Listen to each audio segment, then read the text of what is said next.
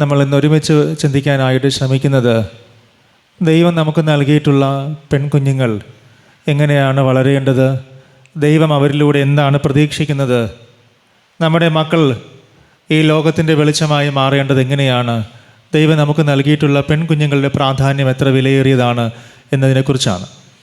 വേദപുസ്തകത്തിൽ വളരെ മൂല്യമുള്ളതായി പെൺകുഞ്ഞുങ്ങളുടെ ശുശ്രൂഷയെ ദൈവം കണ്ടിട്ടുണ്ട്. കർത്താവായ യേശുവിൻ്റെ ശുശ്രൂഷകളിലൊക്കെ യേശുവിനോട് കൂടെ നടക്കുകയും യേശുവിനോട് കൂടെ ശുശ്രൂഷകളിൽ പങ്കുചേരുകയും ചെയ്തതിലൊക്കെ വളരെയധികം സ്ത്രീജനങ്ങൾ ഉണ്ടായിരുന്നു എന്നും നമുക്കറിയാം. അങ്ങനെ പഴയ നിയമ കാലഘട്ടത്തിലും പുതിയ നിയമത്തിൽ യേശുവിൻ്റെ കാലഘട്ടത്തിലും അപ്പോസ്തലന്മാരുടെ കാലഘട്ടത്തിലുമെല്ലാം പെൺമക്കൾ പ്രത്യേകാൽ കർത്താവിൻ്റെയും സഭയുടെയും ദൈവത്തിൻ്റെയും മുമ്പിൽ വളരെ വിലയർഹിക്കുന്ന രീതിയിലുള്ള പ്രാധാന്യത്തോടു കൂടിയാണ് ദൈവം അവരെ ആക്കി വച്ചിരുന്നത് എന്ന് നമുക്ക് ബോധ്യപ്പെടുന്നുണ്ട്. അതിനാധാരമായിട്ടാണ് നമ്മൾ ഇന്ന് സംഖ്യാപുസ്തകം 27-ാം അധ്യായത്തിൽ നമ്മുടെ ചിന്തകളെ എത്തിക്കുന്നത്. സംഖ്യാപുസ്തകത്തിൽ ജനസംഖ്യ കണക്കെടുപ്പുമായി ബന്ധപ്പെടുന്ന പല കാര്യങ്ങളാണ് ഓർമ്മിപ്പിക്കുന്നത്. ഇസ്രായേൽ ജനത്തിൻ്റെ കണക്കെടുപ്പ് നടക്കുന്ന ഒരു സാഹചര്യമാണ്. നമ്മൾ 26-ാമത്തെ അധ്യായം വായിച്ചു വരുമ്പോൾ ഓരോ ഗോത്രങ്ങളായി തിരിച്ച് ഓരോ ഗോത്രത്തിൽ എത്ര പേരാണ് നിലവിലുള്ളത്, അവരുടെ എണ്ണസംഖ്യയ്ക്ക് അനുസരിച്ച് എത്ര സ്ഥലമാണ് അവർക്ക് വസിക്കാനായിട്ട് കൊടുക്കേണ്ടത് എന്ന് കനാൻ ദേശത്തിലേക്ക് എത്തുമ്പോൾ വിഭജിച്ചു കൊടുക്കുന്നതാണ് പശ്ചാത്തലം. ഓരോ വീട്ടിലെയും അല്ലെങ്കിൽ ഓരോ കുടുംബത്തിലെയും ഓരോ ഗോത്രത്തിലെയും അംഗങ്ങളുടെ എണ്ണസംഖ്യ മനസ്സിലാക്കി ആ എണ്ണസംഖ്യയ്ക്ക് അനുസരിച്ച് ദേശത്ത് അവർക്ക് അവകാശം കൊടുക്കാനായി ആഗ്രഹിക്കുകയാണ്. നമ്മൾ വായിക്കുമ്പോൾ അറിയാം, ഓരോ കുടുംബങ്ങളുടെ പേര് പറഞ്ഞു പോകും. ആ കുടുംബത്തിൽ ഇത്ര പേരുണ്ട്, അവർക്ക് ഇത്ര അവകാശം, ഇത്ര സ്ഥലം, ഇത്ര ഗ്രാമങ്ങൾ, ഈ ഭാഗം എന്ന് പറഞ്ഞ് വേർതിരിക്കുന്നതാണ് പശ്ചാത്തലം. അങ്ങനെ ഓരോ സ്ഥലങ്ങൾ വേർതിരിച്ച് വരുന്ന ഈ ഒരു പശ്ചാത്തലത്തിൽ ഉണ്ടായ ഒരു സംഭവമാണ് ഇവിടെ വേർതിരിക്കുന്നത്, ഇവിടെ പറയുവാനായിട്ട് ശ്രമിക്കുന്നത്.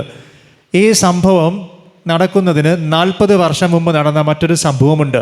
ഇസ്രായേൽ മക്കൾ നടന്ന് കനാൻ ദേശത്തിൻ്റെ അരികിലേക്ക് എത്തുമ്പോൾ ആ ദേശം ദൂരെ നിന്ന് അവർക്ക് കാണാൻ കഴിയുന്നു. എന്നാൽ ആ ദേശത്തേക്ക് പ്രവേശിക്കുന്നതിന് മുൻപ് 12 ഗോത്രങ്ങളെ പ്രതിനിധീകരിച്ച് കുറച്ചു പേര് ആ ദേശം എങ്ങനെയുള്ളതാണെന്ന് കാണാനായി പറഞ്ഞു വിട്ടു. അതിൽ 10 പേരൊഴികെ ബാക്കി എല്ലാവരും പറഞ്ഞു, അവിടെയുള്ള ജനത്തിനിടയിൽ നമുക്ക് പോയി പാർക്കാൻ കഴിയില്ല, അവർ അതികായകന്മാരാണ്, നമ്മളെക്കാളും അതിശക്തരാണ് എന്ന് പറഞ്ഞു. അങ്ങനെ ഈ 12 പേരിൽ 2 പേരൊഴികെ യോശുവയും കാലേബും മാത്രം വന്നു പറഞ്ഞു, ദൈവം നമ്മളോട് കൂടെ ഉണ്ട്, അതുകൊണ്ട് നമ്മൾ അവരെ ഭയപ്പെടേണ്ടതില്ല എന്ന് പറഞ്ഞു. അങ്ങനെ 1, 2, 3 അല്ലെങ്കിൽ പരമാവധി ഒരാഴ്ച നടന്നാൽ എത്തേണ്ട സ്ഥലത്ത് ദൈവം അവരെ എത്തിക്കാതെ വിശ്വാസത്തിൻ്റെ കുറവ് വന്നത് കാരണം വീണ്ടും 40 വർഷം അവർക്ക് യാത്ര ചെയ്യേണ്ടി വന്നു. നമ്മളത് ഈ ഒരു പശ്ചാത്തലമാണ് ആദ്യം മനസ്സിലാക്കേണ്ടത്. കണ്ണെത്തിയ എന്ന ദൂരത്ത് കനാൻ ദേശമുണ്ട്, പക്ഷെ എത്താൻ പറ്റുന്നില്ല, വിശ്വാസത്തിൻ്റെ കുറവുകൊണ്ട് എത്ര വർഷം യാത്ര ചെയ്യേണ്ടി വന്നു? വീണ്ടും 40 വർഷം യാത്ര ചെയ്തു. അപ്പോൾ ദൈവം പറഞ്ഞു, ഈ സമയത്ത് അതായത് 40 വർഷം മുമ്പ് വിശ്വസിക്കാതിരുന്ന ആരും 40 വർഷം കഴിഞ്ഞ് പുതിയ ദേശത്തേക്ക് എത്തുമ്പോൾ അവിടെ കാണുകയില്ല എന്നൊരു കാര്യം കൂടെ പറഞ്ഞിട്ടുണ്ടായിരുന്നു. അങ്ങനെ 40 വർഷം കഴിഞ്ഞ് ഇവർ വീണ്ടും കനാൻ ദേശത്തേക്ക് എത്തുകയാണ്.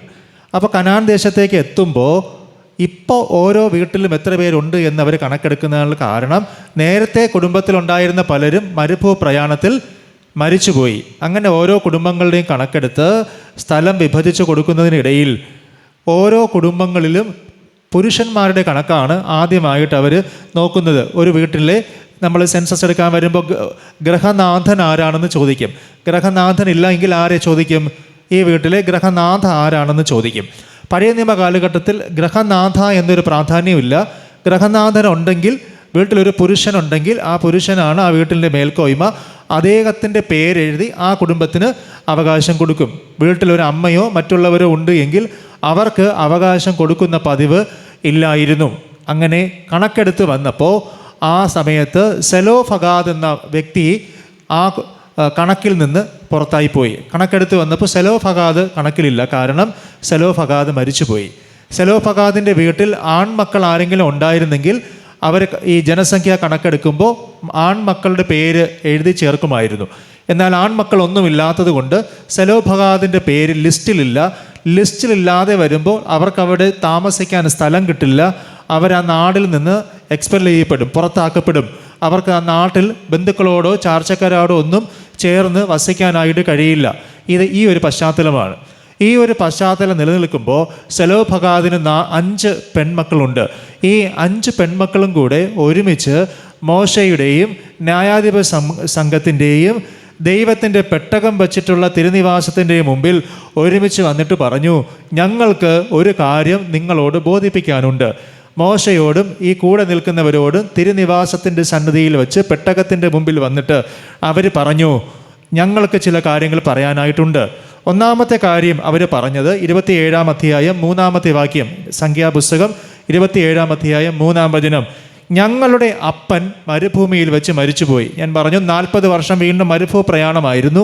അവർ പറയുകയാണ്, ഈ മരുഭൂ യാത്രയിൽ ഞങ്ങളുടെ അപ്പനും മരിച്ചുപോയി. അത് സത്യമാണ്. എന്നാൽ ഞങ്ങളുടെ അപ്പൻ യഹോവയ്ക്ക് വിരോധമായി കോരഹിനോട് ചേർന്നവരുടെ കൂട്ടത്തിൽ ഉണ്ടായ വ്യക്തിയായിരുന്നില്ല എന്ന് പറഞ്ഞു. അതിനൊരു കാരണമുണ്ട്. വേദപുസ്തകത്തിൽ നമ്മൾ പഠിക്കുമ്പോൾ കോരഹ്, അബീറാം, ദാഥാൻ ഇവർ 3 പേരും ദൈവകൽപ്പന ലംഘിച്ച് മോശയ്ക്കെതിരെ കലാപമുണ്ടാക്കിയ വ്യക്തികളാണ്. കലാപമുണ്ടാക്കിയ ഈ വ്യക്തികളെ ആ സമയത്ത് ന്യായവിധി വന്ന് അവർ മരിച്ചു പോകുന്നുണ്ട്.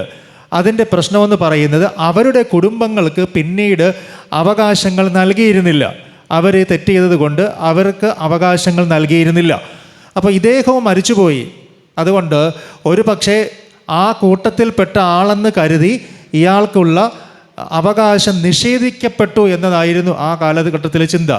കോരഹിനോടും കൂട്ടരോടും ചേർന്ന് മോശയ്ക്കെതിരെ കലാപമുണ്ടാക്കിയ ഒരു ഫാമിലിയിലുള്ള ആളാണ് സെലോഫഹാദ് എന്നൊരു ചിന്തയും അന്നുണ്ടായിരുന്നു. അപ്പോൾ മക്കൾ പോയി പറഞ്ഞു, അങ്ങനെയല്ല, ഞങ്ങളുടെ അപ്പൻ അങ്ങനെ ഒരു കലാപത്തിന് കോരഹിൻ്റെ കൂടെ ചേർന്ന് നിന്നിട്ടില്ല. ഞങ്ങളുടെ അപ്പൻ നല്ലൊരു ദൈവാലോചന പോലെ ജീവിച്ച ഒരു അപ്പനാണ്. ആ അപ്പൻ ഞങ്ങളെ ദൈവ വിശ്വാസത്തിലാണ് വളർത്തിയത്, ദൈവവചനത്തിലാണ് ഞങ്ങളുടെ അപ്പൻ ഞങ്ങളെ വളർത്തിയത്. ആ അപ്പൻ ഞങ്ങളെ വളർത്തിയതിനനുസരിച്ച് ഞങ്ങൾ തെറ്റിപ്പോയിട്ടില്ല. ഞങ്ങളുടെ അപ്പൻ നീതിയോട് കൂടെ ജീവിച്ച ഒരു അപ്പനാണ് എന്ന് പറഞ്ഞ് അവകാശം ചോദിക്കുകയാണ്. അപ്പം നമ്മൾ മനസ്സിലാക്കേണ്ട ഒരു കാര്യം, ഈ പെൺമക്കൾ അപ്പനെ അത്രത്തോളം സ്നേഹിക്കുന്നുണ്ട് എന്നതാണ് വളരെ പ്രധാനപ്പെട്ടൊരു കാര്യം. നമ്മൾ ഓർക്കുക, സാധാരണഗതിയിൽ നമ്മൾ മാനുഷികമായിട്ട് ചിന്തിച്ചാൽ തന്നെ അറിയാം, ആൺകുട്ടികൾക്ക് ഏറെ പ്രിയം ആരോടായിരിക്കും? അമ്മയോടായിരിക്കും. പെൺകുട്ടികൾക്കാണെങ്കിൽ അപ്പനോടായിരിക്കും. അപ്പോൾ അപ്പനാണ് ഒരു പെൺകുഞ്ഞിൻ്റെ ഹീറോ എന്ന് പറയുന്നത്. ഒരു ആൺകുഞ്ഞിനെ സംബന്ധിച്ചിടത്തോളം ആൺകുഞ്ഞിന് ഏറ്റവും പ്രധാനം അമ്മയാണ്. അപ്പോൾ ഈ പെൺമക്കളെല്ലാവരും ഒരു മനസ്സോടുകൂടെ അപ്പന് വേണ്ടി നിൽക്കുകയാണ്. ഞങ്ങളുടെ അപ്പൻ നല്ലൊരപ്പനാണ് എന്ന് മക്കൾ പറയുകയാണ്. അതിന് ഈ അപ്പൻ ചെയ്ത നല്ലൊരു കാര്യമുണ്ട്. അപ്പൻ എങ്ങനെയുള്ള അപ്പനായിരുന്നു? മക്കളെ ദൈവസ്നേഹത്തിൽ വളർത്തിയ ഒരപ്പനായിരുന്നു. അപ്പോൾ എനിക്ക് നിങ്ങളോട് പറയാനുള്ള ഒന്നാമത്തെ കാര്യം, നമ്മുടെ കുഞ്ഞുങ്ങൾ നമ്മളെക്കുറിച്ച് മറ്റുള്ളവരുടെ മുൻപിൽ നല്ല സാക്ഷ്യം പറയുന്നതിന് വേണ്ടി നല്ല അപ്പനും നല്ല അമ്മയുമായി നമ്മൾ ഓരോരുത്തരും മാറ്റപ്പെടണം. നമ്മുടെ കുഞ്ഞുങ്ങളാണത് പറയേണ്ടത്. എൻ്റെ അപ്പൻ നല്ലൊരപ്പനായിരുന്നു, എൻ്റെ അമ്മ നല്ലൊരമ്മയായിരുന്നു, എൻ്റെ അപ്പനും അമ്മയും ഞങ്ങൾ നല്ല രീതിയിൽ വളർത്തിയിട്ടുണ്ട്, അവർ ഞങ്ങളെ സ്നേഹിച്ചിട്ടുണ്ട്, ഞങ്ങളെ കരുതിയിട്ടുണ്ട്, വിശ്വാസത്തിൻ്റെ പാഠങ്ങൾ അവർ ഞങ്ങൾക്ക് പറഞ്ഞു തന്നിട്ടുണ്ട്, അത് വിട്ട് ഞങ്ങൾ പിന്നിലേക്ക് പോയിട്ടില്ല, ഞങ്ങളുടെ അപ്പനും അമ്മയും ഞങ്ങളെ പഠിപ്പിച്ചതുപോലെ ഞങ്ങൾ വളർന്നു വന്നിട്ടുണ്ട് എന്നൊരു സാക്ഷ്യം ഈ പെൺമക്കൾക്ക് പറയത്തക്ക രീതിയിൽ അവർക്കുണ്ടായിരുന്നു. അപ്പൻ പഠിപ്പിച്ച ദൈവത്തിൻ്റെ വഴിയിലൂടെ ഈ പെൺകുഞ്ഞുങ്ങൾ മുന്നിലേക്ക് വളർന്നു വന്നു. അവർ പറഞ്ഞു, ഞങ്ങളുടെ അപ്പൻ ദൈവത്തിന് വിരോധമായി കോരഹിനോട് കൂടിയവരുടെ കൂട്ടത്തിൽ ചേർന്നിട്ടില്ല. ഞങ്ങളുടെ അപ്പൻ ദൈവത്തോട് ചേർന്ന് നിന്ന ഒരു അപ്പനാണ്.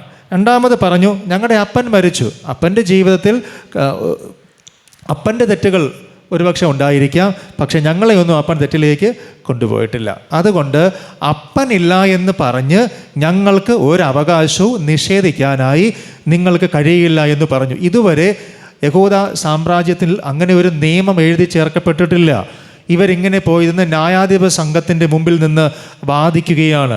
രണ്ടാമത് നിങ്ങളോട് പറയാനായിട്ടുള്ളത്, നമ്മുടെ മക്കൾ, പ്രത്യേകിച്ച് പെൺകുഞ്ഞുങ്ങൾ, അവരുടെ അഭിപ്രായം കേൾക്കാൻ നമ്മൾ തയ്യാറാകണം. പല കുടുംബങ്ങളിലുമൊക്കെ പണ്ട് കാലത്തൊക്കെ പെൺകുഞ്ഞുങ്ങളുടെ അഭിപ്രായത്തിന് ഒരു വിലയില്ലാതിരുന്ന കാലമുണ്ട്. എന്തെങ്കിലും പറഞ്ഞാൽ ഒരു വാക്ക് പറഞ്ഞങ്ങ് മാറ്റി നിർത്തും. നീ ഒരു പെണ്ണാണ് എന്ന് പറയും, അല്ലേ? അഭിപ്രായം പറഞ്ഞു കഴിഞ്ഞാൽ എന്ത് പറയും? നീ ഒരു പെണ്ണാണ്. ഇത്രയും പറഞ്ഞു കഴിഞ്ഞാൽ അഭിപ്രായ സ്വാതന്ത്ര്യം തന്നെ അങ്ങ് താഴ്ത്തി കെട്ടിക്കളയും. അപ്പോൾ ദൈവം ബൈബിളിൽ പറയുന്നത് ഒരു ന്യായാധിപ സംഘത്തിൻ്റെ മുമ്പിൽ പോയി നിന്ന്, ആ ദേശത്തിൻ്റെ അധ്യക്ഷനായിരിക്കുന്ന മോശയുടെ മുമ്പിൽ പോയി നിന്ന്, പിതാക്കന്മാരുടെ മുമ്പിൽ പോയി നിന്ന്, നിയമപെട്ടകത്തിൻ്റെ മുമ്പിൽ, അതായത് ദൈവസന്നിധിയിൽ വന്ന് ധൈര്യത്തോടെ അവർ പറയുകയാണ് ഇതാണ് ശരി എന്ന് പറയുന്നു. അതിനർത്ഥം നമ്മുടെ മക്കളെ ശരിയും തെറ്റും ദൈവസന്നിധിയിൽ പറയത്തക്ക രീതിയിൽ ശരിയും തെറ്റും തിരിച്ചറിഞ്ഞാൽ മാത്രം പോരാ, അത് പറയേണ്ടടുത്ത് പറയേണ്ട രീതിയിൽ അവതരിപ്പിക്കത്തക്ക രീതിയിൽ നമ്മുടെ മക്കളെ നമ്മൾ വളർത്തിയെടുക്കണം. അവരുടെ കുടുംബജീവിതങ്ങൾ അങ്ങനെ അനുഗ്രഹിക്കപ്പെട്ടതായി തീരണം. അഭിപ്രായ സ്വാതന്ത്ര്യം അവർക്ക് കൊടുക്കണം. ഒരു വിവാഹം തീരുമാനിക്കുമ്പോൾ, അവർക്ക് വേണ്ടി നിങ്ങളൊരു കല്യാണ ആലോചനയിലേക്ക് പോകുമ്പോൾ, അവർക്ക് വേണ്ടി ഒരു വിദ്യാഭ്യാസം തിരഞ്ഞെടുക്കുമ്പോൾ, അവർക്ക് വേണ്ടി എന്ത് കാര്യങ്ങൾ നിങ്ങൾ ചെയ്യുമ്പോഴായിരുന്നാലും അവരുടെ അഭിപ്രായം കേൾക്കണം. അവരുടെ അഭിപ്രായം നിങ്ങൾ തിരിച്ചറിയണം. വീട്ടിൽ ഒരു അമ്മയുടെ അഭിപ്രായം വീട്ടിലുള്ളവർ കേൾക്കണം. ഒരു വീട്ടിലുള്ള ഒരു സഹോദരിയുണ്ട്, ആ സഹോദരിയുടെ അഭിപ്രായം നിങ്ങൾ കേൾക്കണം. നിങ്ങൾക്കൊരു പെൺകുട്ടിയുണ്ട്, ഒരു മകളുണ്ട്, ആ കുഞ്ഞിൻ്റെ അഭിപ്രായവും നിങ്ങൾ കേൾക്കുന്നത് ദൈവഹിതപ്രകാരമാണ് ഏറ്റവും നല്ലൊരു കാര്യമെന്ന് ബൈബിൾ നമ്മളോട് പറയുന്നു. അങ്ങനെ അവൾ പറഞ്ഞത് എല്ലാവരും കേട്ടു. എല്ലാവരും കേട്ടിട്ട് ഇത് മോശ ഈ കാര്യം എടുത്ത് ദൈവത്തിൻ്റെ സന്നിധിയിൽ കൊണ്ടുപോയി ദൈവത്തോട് ചോദിച്ചു, ഈ പെൺമക്കൾ വന്ന് ഇങ്ങനെ പറയുന്നുണ്ടല്ലോ, എന്താണ് ചെയ്യേണ്ടത്? ദൈവം അതിലൊരു തീർപ്പ് കൽപ്പിക്കുകയാണ്. സെലഫഹാദിൻ്റെ മക്കളായ ഈ 5 പെൺകുട്ടികളും പറഞ്ഞ ഈ കാര്യം ശരിയാണ് എന്ന് ദൈവം വയ്ക്കുകയാണ്. ശരിയാണ് എന്ന് ദൈവത്തിന് ബോധ്യപ്പെടുകയാണ്. എന്നിട്ട് ഒരു പുതിയ നിയമം അന്ന് മുതൽ എഴുതി ഉണ്ടാക്കി. ആദ്യമായിട്ട് ഈ അവകാശവുമായി ബന്ധപ്പെട്ട് ഒരു പുതിയ നിയമം അവിടെ ഉണ്ടാക്കി. ആ നിയമം ഇങ്ങനെയാണ്: ഒരു വീട്ടിൽ അപ്പനില്ല എങ്കിൽ ആ വീട്ടിലെ മകനോ മകളോ ആർക്ക് വേണമെങ്കിലും അവകാശം കൊടുക്കാം. ആൺകുട്ടി മകൻ്റെ സ്ഥാനത്ത് ഇല്ല എങ്കിൽ പൂർണ്ണ അവകാശം പെൺകുട്ടിക്ക് കൊടുക്കാം. വീട്ടിൽ പെൺകുട്ടി ഇല്ല എങ്കിൽ, മകളില്ല എങ്കിൽ, ആ അപ്പൻ്റെ സഹോദരന്മാരിൽ ആരെങ്കിലും ഉണ്ടെങ്കിൽ അവർക്ക് അവകാശം കൊടുക്കാം. അപ്പൻ്റെ സഹോദരന്മാരില്ല എങ്കിൽ ആ കുടുംബത്തിലെ മറ്റ് ഡിസ്റ്റൻറ്റ് റിലേറ്റീവ്സ്, ബന്ധുക്കൾ ആർക്കെങ്കിലും ഉണ്ടെങ്കിൽ അവർക്ക് അവകാശം കൊടുക്കാം. ഒരു സിവിൽ കോഡ് ഉണ്ടാക്കുകയാണ്, ഒരു നിയമം ഉണ്ടാക്കുകയാണ്. അന്ന് വരെ ഇല്ലാത്തൊരു നിയമം അവർ ദൈവസന്നിധിയിൽ പോയി വാങ്ങി എടുക്കുകയാണ്. അപ്പോൾ അത്രയും ആർജവത്തോടെ വേണം നമ്മുടെ മക്കളെ വളർത്തുവാനും ധൈര്യത്തോടെ ദൈവസന്നിധിയിലേക്ക് അവരെ കൊണ്ടുവരുവാനും. ഈ അപ്പൻ തയ്യാറായതുപോലെ ദൈവം നിങ്ങൾക്ക് നൽകിയിട്ടുള്ള സഹോദരിമാരെ, നിങ്ങളുടെ മക്കളെ നിങ്ങൾ വളർത്തി ദൈവസന്നിധിയിലേക്ക് എത്തിക്കുക എന്നതാണ് നിങ്ങളുടെ കർത്തവ്യം. ഇതിന് ശേഷം നമ്മളൊരു ഭാഗം കൂടി വായിക്കുന്നു. യോശുവയുടെ പുസ്തകം 17-ാമത്തെ അധ്യായം. യോശുവയുടെ പുസ്തകം 17-ാമത്തെ അധ്യായത്തിൽ നമ്മൾ വായിക്കുന്നത്, മോശയുടെ കാലഘട്ടത്ത് ഇവർക്ക് ഇത്രയും ഓഹരികൾ കൊടുക്കാമെന്ന് മുന്നമേ തീരുമാനിച്ചിട്ടുണ്ടായിരുന്നു. എന്നാൽ 17-ാം അധ്യായം യോശുവയുടെ പുസ്തകത്തിൽ എത്തുമ്പോൾ 2ാമത്തെ ജനസംഖ്യാ കണക്കെടുപ്പുമായി ബന്ധപ്പെടുത്തി ഇവർക്ക് വീണ്ടും സ്ഥലങ്ങൾ അനുവദിച്ചു കൊടുക്കുന്ന ഒരു പശ്ചാത്തലമാണ്. അവർക്ക് വീണ്ടും സ്ഥലങ്ങൾ അനുവദിച്ചു കൊടുക്കുന്നതുമായി ബന്ധപ്പെട്ട പശ്ചാത്തലമാണ്. 17-ാം അധ്യായം 3-ാമത്തെ വാക്യം, യോശുവ 17:3. അവിടെ മനശ്ശയുടെ മകനായ മാഖീരിൻ്റെ മകനായ ഗിലെയാദിൻ്റെ പുത്രനായ ഹേഫറിൻ്റെ മകൻ സെലോഫഹാദിന് പുത്രിമാരല്ലാതെ പുത്രന്മാരൊന്നുമില്ലായിരുന്നു. 4-ാം വാക്യം, അവർ പുരോഹിതനായ എലയാസറിൻ്റെ മുന്നിലും നൂൻ്റെ മകനായ യോശുവയുടെ മുന്നിലും പ്രഭുക്കന്മാരുടെ മുന്നിലും അടുത്തു ചെന്നു. വീണ്ടും അവർ പോകുകയാണ്. നേരത്തെ പോയതുമല്ല, അവർ വീണ്ടും വന്നു. എന്നിട്ട് പറഞ്ഞു, ഞങ്ങൾക്ക് അവകാശപ്പെട്ടതിൽ കൂടുതൽ ഞങ്ങൾക്ക് കിട്ടാനായിട്ട് ഉണ്ട്, നിങ്ങളത് തരണമെന്ന് പറയും. അത് നമ്മൾ വായിക്കുന്നത് 5-ാമത്തെ വാക്യത്തിലാണ്. അവിടെ നമ്മൾ വായിക്കുന്നു, ഇങ്ങനെ മനശ്ശയുടെ പുത്രന്മാർക്ക് അവൻ്റെ പുത്രന്മാരുടെ കൂട്ടത്തിലുള്ള അവകാശം ലഭിച്ചതുകൊണ്ട് മനശ്ശയ്ക്ക് യോർദാൻ അക്കരെ ഗിലെയാദ് ദേശവും ബാഷാൻ ദേശവും കൊടുത്തു. ഇത് നേരത്തെ അവർക്ക് കൊടുത്തതാണ്. ഇത് കൂടാതെ അവർക്ക് 10 ഓഹരി കൂടെ കിട്ടി. 10 ഓഹരി അവർ ചോദിച്ചു വാങ്ങി. അവർക്ക് കിട്ടേണ്ട അനുഗ്രഹം 10 ഓഹരി ഇവർ 5 പേരും കൂടെ പോയി ചോദിച്ച് വാങ്ങി. നമുക്ക് കിട്ടേണ്ടത് നമ്മുടെ അനുഗ്രഹം നമ്മുടെ ദൈവത്തിൻ്റെ കരങ്ങളിൽ നിന്ന് ചോദിച്ചു വാങ്ങാൻ, അത് നേടിയെടുക്കാൻ നമ്മുടെ മക്കളെ നമ്മൾ പ്രാവർത്തികമാക്കണം. അതിനവർക്ക് ദൈവം പറഞ്ഞിട്ടുള്ളതാണ്, അവർക്ക് നല്ല വിദ്യാഭ്യാസം കൊടുക്കണം. നമ്മുടെ മക്കൾക്ക് നല്ല വിദ്യാഭ്യാസം കൊടുക്കണം. നമ്മുടെ മക്കളെ നല്ല രീതിയിൽ പഠിപ്പിക്കാനായിട്ട് നമ്മൾ അവസരങ്ങൾ ഉണ്ടാക്കി കൊടുക്കണം. ഞാൻ മുമ്പൊരിക്കൽ കൂടെ പറഞ്ഞിട്ടുണ്ട്, നമ്മുടെ കുഞ്ഞുങ്ങൾക്ക് നല്ലൊരു ജോലി കണ്ടെത്തുന്നതിന് വേണ്ടിയുള്ള സാഹചര്യങ്ങൾ ഒരുക്കി കൊടുക്കുക മാതാപിതാക്കളുടെ ഉത്തരവാദിത്വമാണ്. വിദ്യാഭ്യാസം അവർക്ക് കൊടുക്കണം, നല്ല വിദ്യാഭ്യാസത്തിൽ അവരെ വളർത്തണം. അങ്ങനെ അവർക്ക് കൊടുക്കേണ്ടുന്ന ഓഹരി വിദ്യാഭ്യാസത്തിലൂടെ, നിങ്ങളുടെ സ്നേഹത്തിലൂടെ, നിങ്ങളുടെ സംരക്ഷണത്തിലൂടെ, ദൈവവചനത്തിലൂടെ നിങ്ങൾ അവർക്ക് കൊടുത്തു വളർത്തുമ്പോൾ അവർക്ക് കിട്ടേണ്ട ഓഹരി അവർ തന്നെ കരസ്ഥമാക്കുന്ന രീതിയിൽ അവർ ആർജിതരായിട്ട് തീരും. ഇനി നമ്മൾ മൂന്നാമത്തെ ഒരു കാര്യത്തിലേക്ക് പോവുകയാണ്. സംഖ്യാപുസ്തകം 36-ാമത്തെ അധ്യായം. സംഖ്യാപുസ്തകം 36-ാമത്തെ അധ്യായം. സംഖ്യാപുസ്തകം 36-ാമത്തെ അധ്യായത്തിലേക്ക് എത്തുമ്പോൾ അവിടെ മറ്റൊരു പ്രശ്നം ഉണ്ടാകുകയാണ്. ഈ സെലഫഹാദിൻ്റെ മക്കൾ എന്നത്, യോസഫിന് 2 മക്കളുണ്ടായിരുന്നു. ആരൊക്കെയാണ്? മനശ്ശെയും എഫ്രയീം. മനശ്ശെയുടെ കൊച്ചുമക്കളായിട്ട് വരും, മനശ്ശെയുടെ പാരമ്പര്യത്തിൽപ്പെടുന്നവരാണ്. യോസഫിന് 2 മക്കൾ ആരൊക്കെയാണ്? മനശ്ശെയും എഫ്രയീം. അപ്പോൾ യോസഫിൻ്റെ മകനാണ് മനശ്ശെ, മനശ്ശെയുടെ മകനാണ് മാഖീർ, മാഖീറിൻ്റെ മകനാണ് ഗിലയാദ്, ഗിലയാദിൻ്റെ മകനാണ് ഹോഫർ, ഹോഫറിൻ്റെ മകനാണ് സെലോഫഹാദ്. അങ്ങനെ നോക്കിക്കഴിഞ്ഞാൽ ഇസ്രായേൽ മക്കൾ അനുഗ്രഹിക്കപ്പെടുവാൻ കാരണമായത് യോസഫ് ഒരു സ്ഥലത്തെത്തിയത് കൊണ്ടാണ്. അപ്പോൾ യോസഫിന് 2 മക്കളാണ് ആരൊക്കെ? മനശ്ശെയും എഫ്രയീമും. അപ്പോൾ മനശ്ശെയുടെ ഒരു 5 ജനറേഷൻ കഴിഞ്ഞ് വരുന്നവരാണ് സെലഫഹാദിൻ്റെ മക്കൾ. അപ്പോൾ നമ്മൾ നോക്കണം, അന്ന് ജോസഫ് ചെയ്ത നല്ല കാര്യം 5-6 തലമുറ കഴിഞ്ഞ് ആരെ തേടി വരികയാണ്? ആ കുടുംബത്തിലെ മക്കളെ തേടി വരികയാണ്. അപ്പോൾ നമ്മൾ ഇന്ന് ചെയ്യുന്ന ഒരു അനുഗ്രഹം 4, 5, 6 തലമുറ കഴിഞ്ഞിട്ടായിരിക്കും മക്കൾക്ക് അവകാശമായി, അനുഗ്രഹമായി അതിങ്ങനെ കിട്ടിക്കൊണ്ടിരിക്കുന്നത്. മറന്നു പോകരുത്, നമ്മൾ ഇന്ന് ചെയ്യുന്ന നന്മ, ജോസഫ് അന്ന് ചെയ്ത നന്മ 5 തലമുറ കഴിഞ്ഞിട്ടും ആ കുടുംബത്തെ വിട്ട് മാറിയിട്ടില്ല, ആ കുടുംബം വഴിയാധാരമായി പോയിട്ടില്ല. സാധാരണ കിട്ടേണ്ടതിനേക്കാൾ ഓഹരി അവർക്ക് കിട്ടുകയാണ്. മറന്നു പോകരുത്, നന്മ ചെയ്യുന്നതിൽ ഒരിക്കലും കുറവ് കാണിക്കരുത്.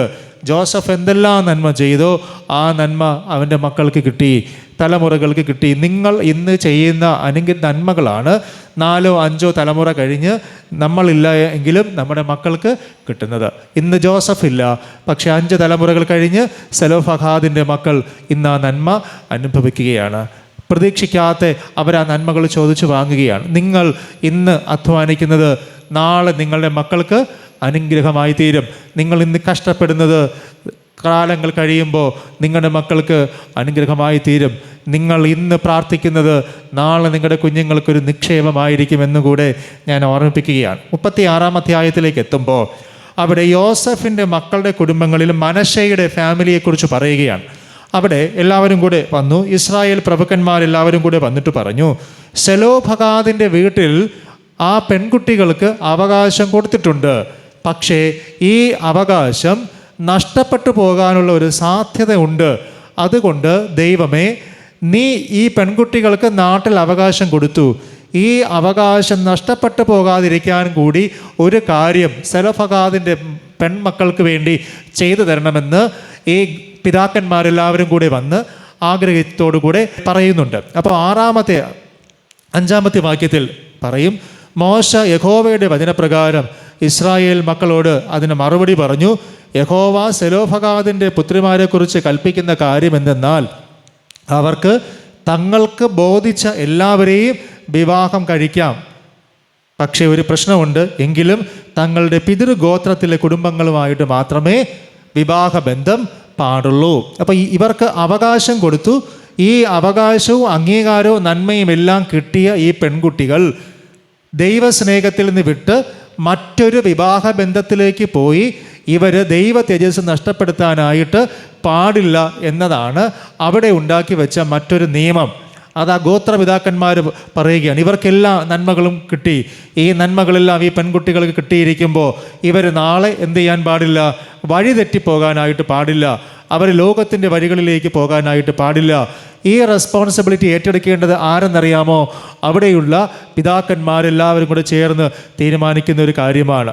ഞങ്ങൾക്ക് നൽകിയ ഞങ്ങളുടെ സഹോദരനായ സെലോഫഹാദിൻ്റെ പുത്രിമാർക്ക് അവകാശങ്ങളുണ്ട്, പക്ഷേ ഈ അവകാശം കിട്ടി ശരിയാണ്, പക്ഷേ ഈ പെൺകുഞ്ഞുങ്ങൾ ഈ ആസ്തിയെല്ലാം അവർക്ക് കിട്ടി എന്നതിൻ്റെ പേരിൽ അവർ സ്വന്തമായി തീരുമാനങ്ങൾ എടുത്ത് ദൈവത്തിൽ നിന്ന് അകന്നു പോകാതെ നോക്കേണ്ടതിൻ്റെ ഉത്തരവാദിത്വം ആർക്കുണ്ട്? ആ സഭയ്ക്കുണ്ട്. ആ സഭയ്ക്കെന്ന് പറഞ്ഞാൽ ഇസ്രായേൽ സഭയ്ക്കുണ്ട്. അങ്ങനെയെങ്കിൽ നിങ്ങൾ പറയണം, നമ്മളൊരു സഭയാണ്, നമ്മളെ ഏൽപ്പിച്ചിട്ടുള്ള ഉത്തരവാദിത്വം എന്താണ്? നമ്മുടെ പെൺമക്കൾ, ദൈവം നമുക്ക് നൽകിയിട്ടുള്ള മക്കൾ ദൈവവുമായുള്ള ബന്ധത്തിൽ നിൽക്കണമെന്നും ദൈവം ആഗ്രഹിക്കുന്ന വിവാഹ ബന്ധങ്ങളിലേക്ക്, ദൈവത്തോടുള്ള ബന്ധത്തിലേക്ക് മാത്രമേ ചേർന്ന് വരാവൂ എന്നും കൂടെ സഭ തീരുമാനിക്കുകയാണ്. ആ ജനങ്ങൾ, പിതാക്കന്മാർ തീരുമാനിക്കുകയാണ്, ഞങ്ങളുടെ കുഞ്ഞുങ്ങൾ ദൈവത്തെ അറിഞ്ഞ ഒരു പുരുഷന് മാത്രമേ വിവാഹം കഴിച്ചു കൊടുക്കാൻ പാടുള്ളൂ എന്ന് ദൈവം ഒരു കൽപ്പന കൊടുത്തു. അതാണ് മൂന്നാമത്തെ കാര്യം. നമ്മുടെ മക്കളെ ദൈവത്തെ അറിഞ്ഞ, ദൈവ സാന്നിധ്യമുള്ള, ദൈവകൃപയിൽ ജീവിക്കുന്ന ഒരു പുരുഷന് വിവാഹം കഴിച്ചു കൊടുക്കാനായി പാരൻസിനോട് അഡ്വൈസ് പറയുകയാണ്. പെൺകുട്ടികളോടുമുള്ള ഒരു ഓർമ്മപ്പെടുത്തലാണ്. മക്കളെ, നിങ്ങൾ ഇന്ന് ശ്രദ്ധിക്കണം. നമ്മളോട്, പെൺകുഞ്ഞുങ്ങളോടുള്ള ഒരു ഓർമ്മപ്പെടുത്തലാണ്. നിങ്ങൾക്ക് വിവാഹപ്രായമൊക്കെ ആകുമ്പോൾ നിങ്ങൾ പ്രാർത്ഥിക്കേണ്ടതും ആഗ്രഹിക്കേണ്ടതുമായ ഒരു കാര്യം, ദൈവത്തെ അറിഞ്ഞ ഒരു കുടുംബത്തിൽ, കർത്താവായ യേശുവിനെ രക്ഷിതാവായി സ്വീകരിച്ച ഒരു കുടുംബത്തിലേക്ക് എന്നെ പറഞ്ഞയക്കണമേ, അങ്ങനെ ഒരു പുരുഷനായിരിക്കണം എന്നെ വിവാഹം കഴിക്കേണ്ടത് എന്ന് ആഗ്രഹിച്ച് പ്രാർത്ഥിക്കണമെന്നതാണ് ഇതിനകത്ത് സെലോഫഗാദിൻ്റെ പെൺകുട്ടികളോട് പറയുന്ന രീതിയിൽ നമ്മളോട് ദൈവത്തിന് പറയാനായിട്ടുള്ളത്. അതൊരു നിയമമാക്കി. അവർ വേർപെട്ട് പോകാനായിട്ട് പാടില്ല. അവർക്കിഷ്ടമുള്ളവരെ വിവാഹം കഴിക്കാം, അതിനുള്ള സ്വാതന്ത്ര്യമുണ്ട്. പക്ഷെ അതിനകത്തൊരു ക്ലോസ് വച്ചിട്ടുണ്ട്. ആ ക്ലോസ് ഇങ്ങനെയാണ്: ദൈവത്തെ അറിഞ്ഞ ആ ഒരു ഫാമിലിയിൽ നിന്ന് മാത്രമേ വിവാഹബന്ധം സ്വീകരിക്കാനായിട്ട് പാടുള്ളൂ. എന്തിനാണെന്നറിയാമോ? ഈ അനുഗ്രഹങ്ങളെല്ലാം ഈ പെൺമക്കൾക്ക് ദൈവം കൊടുത്തു. ഈ അനുഗ്രഹങ്ങൾ കാലാകാലങ്ങളിൽ നഷ്ടപ്പെട്ടു പോകാനായിട്ട് പാടില്ല. ഈ അനുഗ്രഹങ്ങൾ കുടുംബത്തിൽ നിലനിർത്തണം. ഈ അനുഗ്രഹങ്ങൾ അടുത്ത തലമുറയിലേക്ക് കൈമാറ്റം ചെയ്യപ്പെടണം. അതിനൊരു ക്രിസ്തീയ കുടുംബം ഈ പെൺകുഞ്ഞുങ്ങളിലൂടെ രൂപപ്പെടണം. അതാണ് ദൈവം ആഗ്രഹിച്ചത്. നമ്മൾ വായിക്കുന്നു, ആവർത്തന പുസ്തകം 36-ാം അധ്യായം അതിൻ്റെ 8-ാം വാക്യം: ഏത് കന്യകയും തൻ്റെ പിതൃഗോത്രത്തിലെ ഒരു കുടുംബത്തിൽ ഒരുത്തിന് ഭാര്യയായിരിക്കണം. 10-ാമത്തെ വാക്യം: യഹോവ മോശയോട് കൽപ്പിച്ചതുപോലെ സെലോഫഗാദിൻ്റെ പുത്രിമാർ ചെയ്തു. ഈ പെൺകുഞ്ഞുങ്ങളെക്കുറിച്ച് പറയുകയാണ്. ആ ഒരു മോളും ഒരു മക്കളും വഴിതെറ്റിപ്പോയില്ല. ദൈവം പറഞ്ഞതുപോലെ അവർ നല്ലൊരു കുടുംബജീവിതത്തിലേക്ക് പ്രവേശിച്ചു. ദൈവം പറയാത്ത ഒരു അരുതാത്ത കുടുംബജീവിതത്തിലേക്കും ഈ 5 പെൺമക്കളും പോയില്ല. നിങ്ങൾ നോക്കണം, നോക്കി നടത്താൻ അപ്പനില്ല, നോക്കി കാര്യങ്ങൾ പറഞ്ഞു കൊടുക്കാൻ ഒരപ്പനില്ല. പക്ഷേ ദൈവം പറഞ്ഞ വചനം ഈ 5 പെൺകുട്ടികളും ഏറ്റെടുത്തു. ആ പെൺമക്കളുടെ ജീവിതം അനുഗ്രഹകരമായി. എനിക്ക് നിങ്ങളോട് പറയാനായിട്ടുള്ളത്, നിങ്ങളോട് ദൈവം ഒരപ്പനായി നിന്ന് ഒരാലോചന പറഞ്ഞു തരുന്നു എന്ന് നിങ്ങൾ കരുതണം. നിങ്ങൾക്കൊരു കുടുംബജീവിതം ഉണ്ടാകുമ്പോൾ ദൈവത്തോട് പ്രാർത്ഥിച്ച് ദൈവം പറയുന്നത് പോലെ അനുഗ്രഹിക്കപ്പെട്ട ഒരു കുടുംബജീവിതം നിങ്ങൾ ചോദിച്ചു വാങ്ങണം. നിങ്ങളുടെ അപ്പൻ നിങ്ങൾക്ക് നൽകുന്ന അവകാശമാണ്. സെലോഫഗാദിൻ്റെ പുത്രിമാർ അവകാശം ചോദിച്ചു വാങ്ങി, സന്തോഷത്തോടെ അവരത് വാങ്ങി.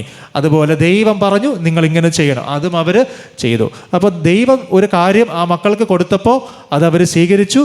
അതുപോലെ ദൈവം പറഞ്ഞ കാര്യം അവർ അംഗീകരിച്ചു. എല്ലാ ബ്ലെസ്സിങ്സും ഈ പെൺകുട്ടികൾക്ക് കൊടുത്തിട്ട് ഒരേ ഒരു കാര്യം മാത്രമേ പറഞ്ഞുള്ളൂ: നിങ്ങൾ ഞാൻ പറയുന്നത് പോലെയുള്ള ഫാമിലി ലൈഫ് മുന്നോട്ട് നയിക്കണം, നിങ്ങളുടെ കുടുംബം അനുഗ്രഹിക്കപ്പെടണം. നമ്മൾ വായിക്കുന്നു, സെലോഫഗാദിൻ്റെ പുത്രിമാർ ദൈവം പറഞ്ഞതുപോലെ ചെയ്തു. അങ്ങനെ അവർ അനുഗ്രഹിക്കപ്പെട്ട മക്കളായിട്ട് മാറി. അപ്പോൾ ഈ ഒരു അനുഗ്രഹമാണ് നമ്മുടെ കുടുംബങ്ങളിൽ ദൈവം തരാനായി ആഗ്രഹിക്കുന്നത്. നമ്മുടെ പെൺകുഞ്ഞുങ്ങളിലൂടെ ഇങ്ങനെയാണ് നമ്മുടെ വീട് അനുഗ്രഹിക്കപ്പെടേണ്ടത്. നമ്മുടെ കുഞ്ഞുങ്ങൾ അതുപോലെ ദൈവസ്നേഹത്തിൽ വളർന്നു വരും. അവരിലൂടെ ദൈവം തലമുറകളെ നൽകും, മക്കളെ നൽകും. അവരോട് ഈ കാര്യങ്ങൾ നമ്മൾ പറഞ്ഞ് ആ രീതിയിൽ തന്നെ വേണം നമ്മുടെ കുഞ്ഞുങ്ങളെ കൊണ്ടുവരാനായിട്ട്. അപ്പം ഞാൻ പറഞ്ഞു വന്ന കാര്യങ്ങൾ വേഗത്തിൽ ഒന്നുകൂടെ പറയാം. സെലോഫഗാദ്, ആ ഫാമിലി 40 വർഷക്കാലം എല്ലാം നഷ്ടപ്പെട്ട് ഇസ്രായേൽ ജനങ്ങൾ വഴിയാത്ര ചെയ്ത് വരുമ്പോൾ മരുഭൂയാത്രയിൽ ആ പിതാവ് മരിച്ചുപോയി. കണക്കെടുക്കുമ്പോൾ ഈ അപ്പൻ മരണപ്പെട്ടു പോയതുകൊണ്ട് ഒഴിവാക്കപ്പെട്ടു. കാരണങ്ങൾ ഒന്ന്, അബീറാം, ദാദാൻ, ഹീറാം ഇവരോട് കൂടെ ഒരു പക്ഷേ ഈ മനുഷ്യനും ദൈവത്തിനെതിരെ നിന്നു എന്നൊരു ആരോപണം ഉണ്ടായിരുന്നത് കൊണ്ട് അതിൽ നിന്ന് ഒഴിവാക്കപ്പെട്ടു. പക്ഷേ ധൈര്യത്തോടെ ഈ പെൺകുട്ടികൾ പോയി പറഞ്ഞു, ഞങ്ങളുടെ അപ്പൻ നല്ലൊരപ്പനാണ്, നിങ്ങളുടെ കുഞ്ഞുങ്ങളത് പറയണം.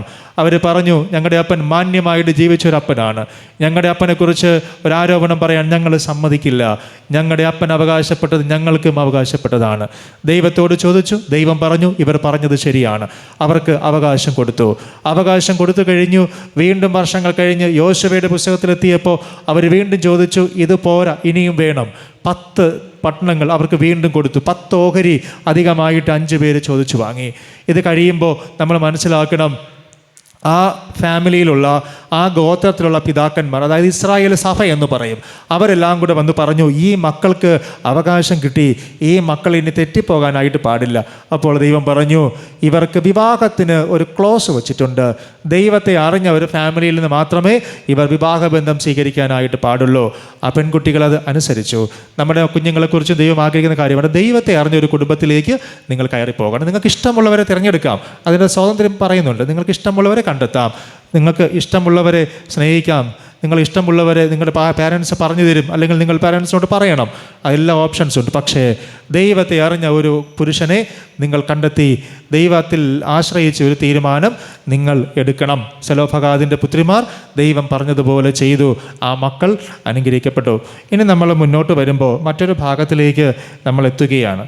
മറ്റൊരു ഭാഗത്തിലേക്ക് നമ്മൾ എത്തുമ്പോൾ നമ്മൾ പരിചയപ്പെടുന്നത് മർക്കോസിൻ്റെ സുവിശേഷം 5-ാം അധ്യായത്തിലേക്കാണ്. മർക്കോസിൻ്റെ സുവിശേഷം 5-ാം അധ്യായത്തിൽ യേശു ഒരു പട്ടണത്തിലേക്ക് എത്തുകയാണ്. ആ പട്ടണത്തിലേക്ക് എത്തുമ്പോൾ ഒരു പള്ളിപ്രമാണി യേശുവിൻ്റെ അരികിലേക്ക് ഓടി വരുന്നുണ്ട്. അദ്ദേഹം വന്നിട്ട് അദ്ദേഹത്തിനൊരു സങ്കടം പറഞ്ഞു.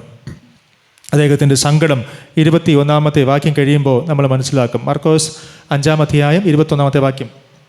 അദ്ദേഹം വന്ന് പറയുകയാണ്, എനിക്കൊരു പെൺകുട്ടിയുണ്ട്, എനിക്കൊരു മകളുണ്ട്, അവൾ മരിക്കാറായിപ്പോയി, അവൾ രക്ഷപ്പെട്ട് ജീവിക്കേണ്ടതിന് എനിക്ക് ആഗ്രഹമുണ്ട്. കർത്താവ്, നീ എൻ്റെ വീട്ടിൽ വന്ന് എന്തെങ്കിലും ഒന്ന് ചെയ്യണം. കർത്താവ് കേട്ടു, ഒന്നും മിണ്ടിയില്ല.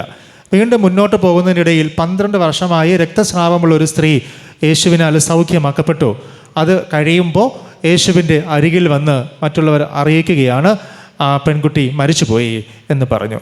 അവിടെ ഉണ്ടായിരുന്ന എല്ലാവരെയും കൂട്ടിക്കൊണ്ട് ആ സ്ഥലത്തേക്ക് യേശു പോകുകയാണ്.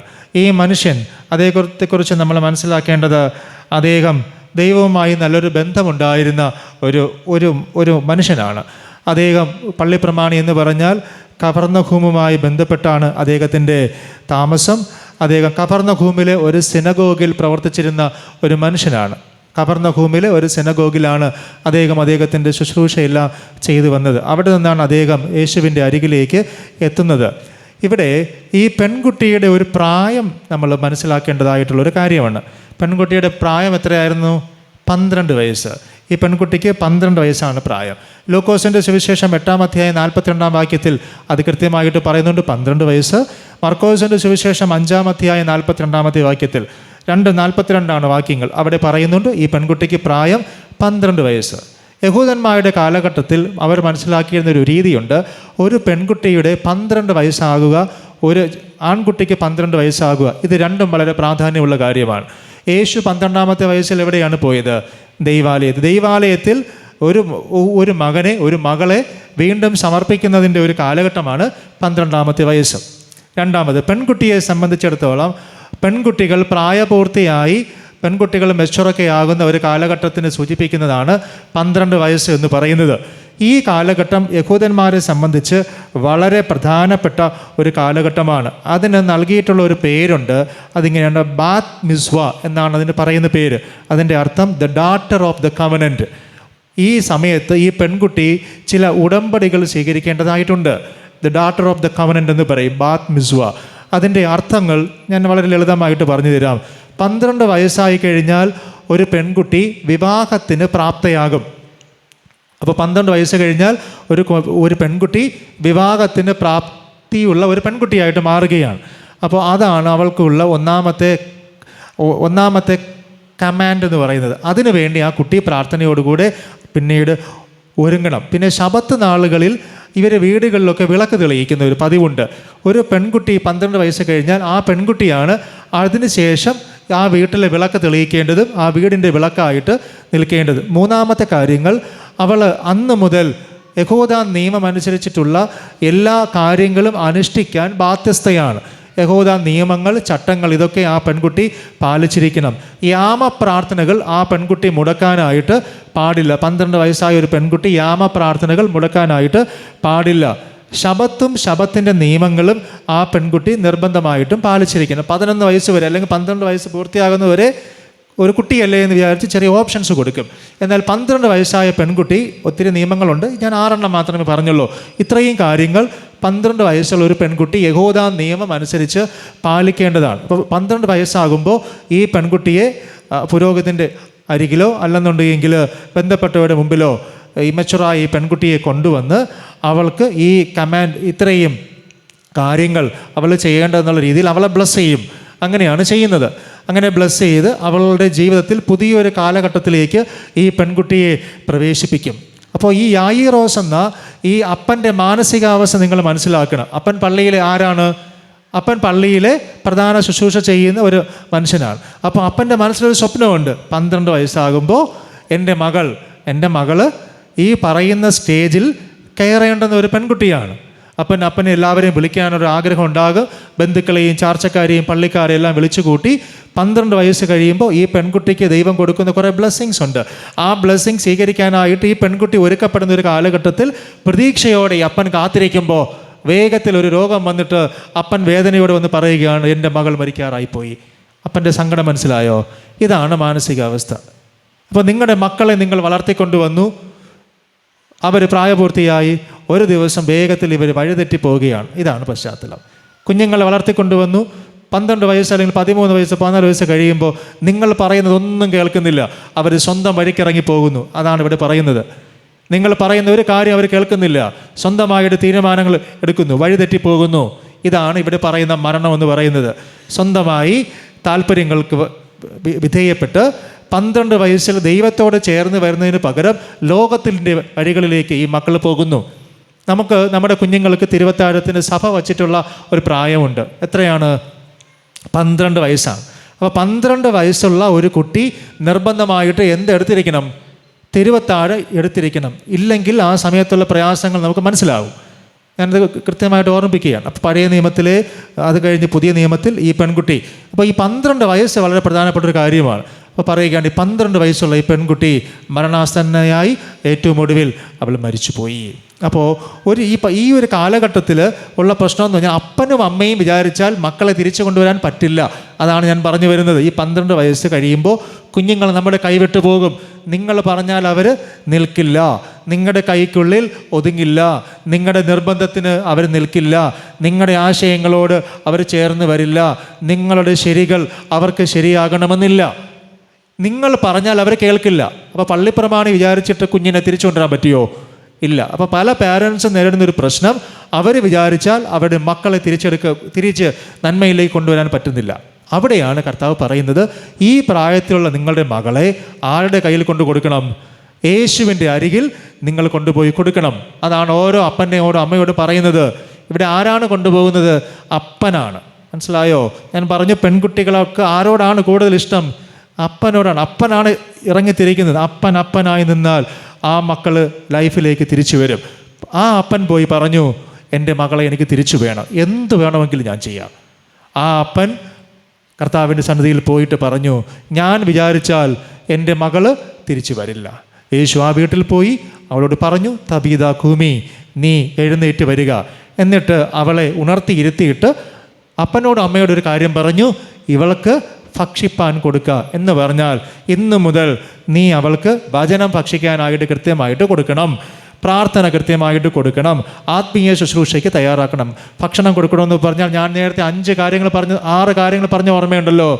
ആ ബാത് മിസ്വ എന്ന കമാൻഡ് കൊടുത്തിട്ട് പറയുകയാണ്, ഈ 6 കാര്യങ്ങൾ ചെയ്യാൻ ഈ കുട്ടിക്ക് നീ ഇന്നു മുതൽ പ്രാപ്തമാക്കിക്കൊള്ളണം. ഇന്നു മുതൽ ആ കുട്ടിക്ക് ആ 6 കാര്യങ്ങൾ ചെയ്തിരിക്കണം. ഏതൊക്കെയാണ്?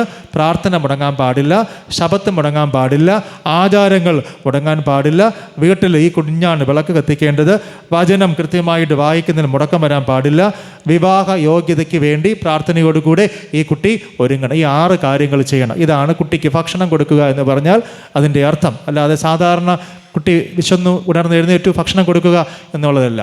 അതിന് തൊട്ടുപ്പുറത്തൊരു കാര്യം കൂടെ പറയും. യേശു വരുന്ന വഴിക്ക് ഒരു സ്ത്രീക്ക് രക്തസ്രാവം ഉണ്ടായി, സൗഖ്യം കൊടുത്തു. എത്ര വർഷത്തെ പ്രശ്നമായിരുന്നു? 12 വർഷം. അപ്പോൾ ഇത് രണ്ടും കണക്റ്റഡാണ്, പിന്നീട് ഒരിക്കൽ പറയാം. അപ്പോൾ ഇതാണ് രണ്ടാമത്തെ കാര്യം, നമ്മുടെ മക്കളെ എങ്ങനെ നമ്മൾ വളർത്തണമെന്ന്. ഇനി ഒരു കാര്യം കൂടെ പറഞ്ഞ് നമ്മൾ അവസാനിപ്പിക്കുന്നു. നമ്മൾ ലേഖന ഭാഗത്തിൽ വായിച്ച അപ്പോസ്തല പ്രവൃത്തികൾ 21-ാമത്തെ അധ്യായം, അവിടെ പൗലോസും കൂടെയുള്ളവരും യാത്ര ചെയ്ത് ഒരു സ്ഥലത്തെത്തുകയാണ്. അവർ കൈസരിയ എന്ന സ്ഥലത്തെത്തി. അവിടെ ഒരു മനുഷ്യനെ പരിചയപ്പെടുത്തുന്നുണ്ട്. അയാളുടെ പേര് ഫിലിപ്പോസാണ്. ഈ ഫിലിപ്പോസ് ആരാണ് എന്ന് അപ്പോസ്തല പ്രവൃത്തികൾ നമ്മൾ നേരത്തെ വായിച്ചിട്ടുണ്ട്. ആലയത്തിൽ ശുശ്രൂഷ ചെയ്യുന്നതിന് വേണ്ടി 7 പേരെ തിരഞ്ഞെടുത്തപ്പോൾ അതിലൊരാളാണ് സ്തേഫാനോസ്. ആ സ്തേഫാനോസിൻ്റെ കൂട്ടത്തിലുണ്ടായിരുന്ന ഒരു വ്യക്തിയാണ് ഫിലിപ്പോസ്. ഈ ഫിലിപ്പോസിന് 4 മക്കളുണ്ടായിരുന്നു. ഈ മക്കൾ അവരെക്കുറിച്ച് പറയുന്നത്, ഈ 4 പെൺകുട്ടികളും അവർ പ്രവചിക്കുന്നവരായിരുന്നു, കന്യകമാരായിരുന്നു. ഈ 4 പെൺകുട്ടികളുടെ പ്രത്യേകത പറയുകയാണ്. ഈ പ്രത്യേകതയാണ് നമ്മുടെ കുഞ്ഞുങ്ങൾക്ക് ഉണ്ടാക്കേണ്ടത്. ഒന്ന്, നമ്മുടെ പെൺകുട്ടികൾ, നമ്മുടെ മക്കൾ എങ്ങനെയുള്ളവരായിരിക്കണം? ആത്മീയ വിശുദ്ധി ഉള്ളവരായിരിക്കണം. കന്യകമാരെന്ന് പറഞ്ഞാൽ വിവാഹത്തിന് മുൻപ് ആരോടും ഒരു തെറ്റിലേക്കും ഏർപ്പെടാതെ, അല്ലെങ്കിൽ വിവാഹത്തിന് മുമ്പ് തെറ്റിപ്പോകാത്ത മക്കളായിരിക്കണം. അതാണ് ആ പെൺകുട്ടികൾ കന്യകമാരായിരുന്നു എന്ന് പറഞ്ഞാൽ. അപ്പോൾ അപ്പൻ ആരാണ്? അപ്പനായ ഫിലിപ്പോസ് ദൈവത്തിൻ്റെ ശുശ്രൂഷ ചെയ്യുന്ന ഒരു മനുഷ്യനാണ്. അപ്പോൾ അപ്പൻ ദൈവത്തോട് ചേർന്ന് നിന്ന് കഴിഞ്ഞാൽ ആ വീട്ടിലെ മക്കൾ എങ്ങനെ ഇരിക്കും? ആ വീട്ടിലെ മക്കൾ ദൈവത്തെ അറിഞ്ഞ് വിശുദ്ധിയിൽ വളരുന്ന പെൺമക്കളായിട്ട് വളർന്നു വരും. ഞാൻ പറയാനുള്ള കാരണം, അപ്പന് നല്ലൊരു റോളുണ്ട് ഇതിൽ. എല്ലാ കാര്യങ്ങളും സെലോഫഗാദിന് റോളുണ്ട്. ഇവിടെ നമ്മൾ മനസ്സിലാക്കിയ യായിറോസിന് അപ്പന് റോളുണ്ട്. ലേഖനത്തിൽ പറയുന്ന ഫിലിപ്പോസിന് റോളുണ്ട്. അപ്പന് വലിയൊരു പ്രാധാന്യമുണ്ട്. അടുത്ത് പറയുകയാണ്, ഇവർ കന്യകമാരായിരുന്നു, അവർ ദൈവശബ്ദം കേട്ട് പ്രവചിച്ച പെൺകുഞ്ഞുങ്ങളായിരുന്നു, അവർ വിശ്വാസമുള്ളവരായിരുന്നു. ഈ 4 കാര്യങ്ങളിൽ നമ്മുടെ കുഞ്ഞുങ്ങളെ വളർത്തിയെടുക്കണം. ഒന്ന്, കുഞ്ഞുങ്ങൾക്ക് ആത്മീയ വിശുദ്ധി കൊടുക്കണം. കുഞ്ഞുങ്ങൾ പ്രവചനത്തോടുകൂടി വളരാൻ തക്ക രീതിയിൽ അവരെ പ്രാപ്തമാക്കണം. അവർ വിവാഹത്തിന് മുമ്പ് തെറ്റിപ്പോകാത്ത രീതിയിൽ നല്ല കന്യകമാരായിട്ട് പവിത്രതയോടെ നമ്മുടെ കുഞ്ഞുങ്ങളെ വളർത്തിക്കൊണ്ടുവരണം. ദൈവവിശ്വാസവും അവരിൽ നമ്മൾ വളർത്തണം.